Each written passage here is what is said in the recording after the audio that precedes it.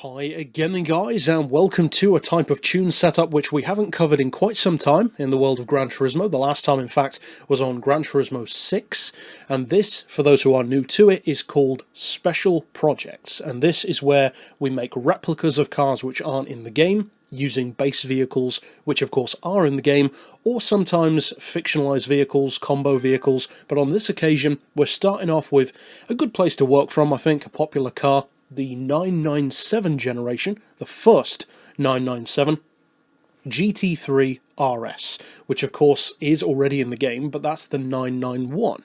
This one though has the much more iconic livery in the orange or the black and orange or the green. My personal favourite is the green.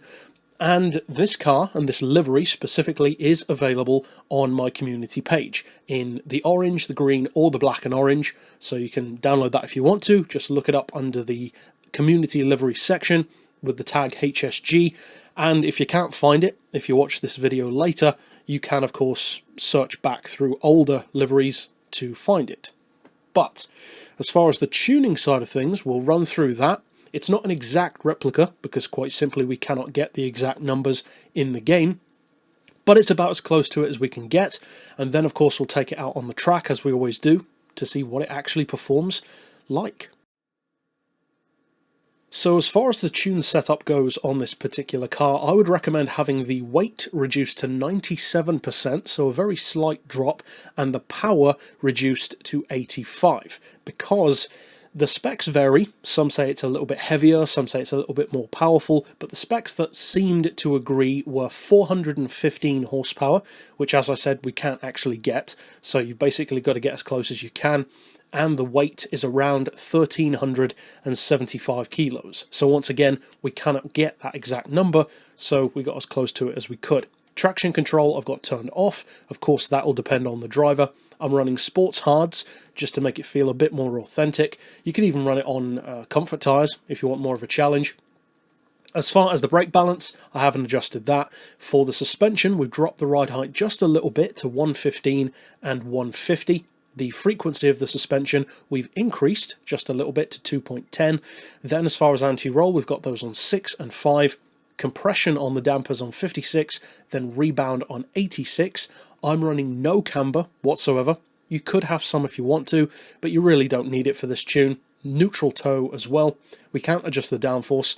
As far as the diff, I have fitted the customizable diff, but as you can see, I've actually left it with the numbers that come with that diff as standard. Now, I would strongly recommend giving that a try with traction control turned off, because this thing drifts like a charm. It's so easy to hold adrift, it's a huge amount of fun, and at the end of the day, that is the primary purpose of the build.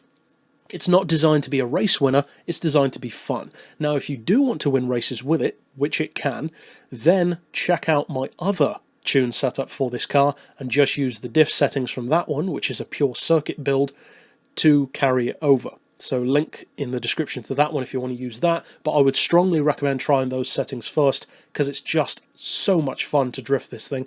As far as the gearbox, again, like with the power and weight, we can't get exactly the same, but we've got as close to it as we can. So you need an auto setting of 199, that's of course in miles per hour, or just do the conversion to kilometers.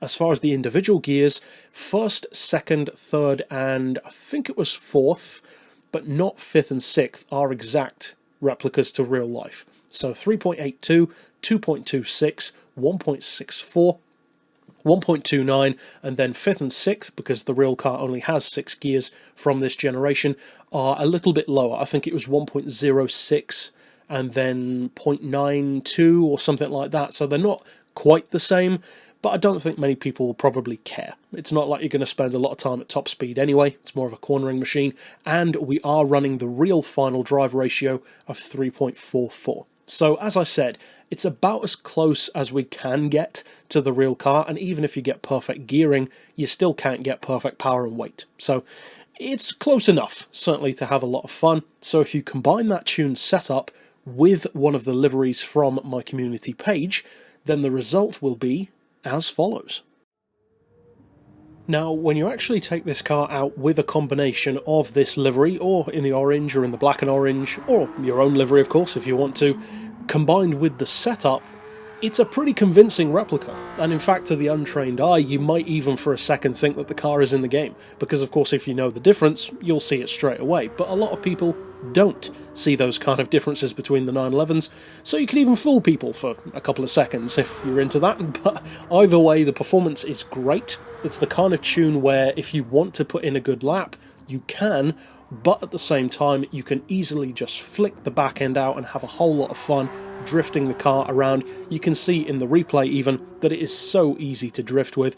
So yeah, if you do decide to use it, I hope you have a lot of fun, of course, combining the tune with the livery, or doing your own livery, either way. And of course, if you'd like to see more replicas and custom builds like this on the channel, then you can click through to see the ones which I've already done in the playlist at the end, and of course stick around, potentially even sub, to see new ones when they are released. But that's it for this build overall. Of course, I'll see you guys next time, and for now, as always, thanks for watching.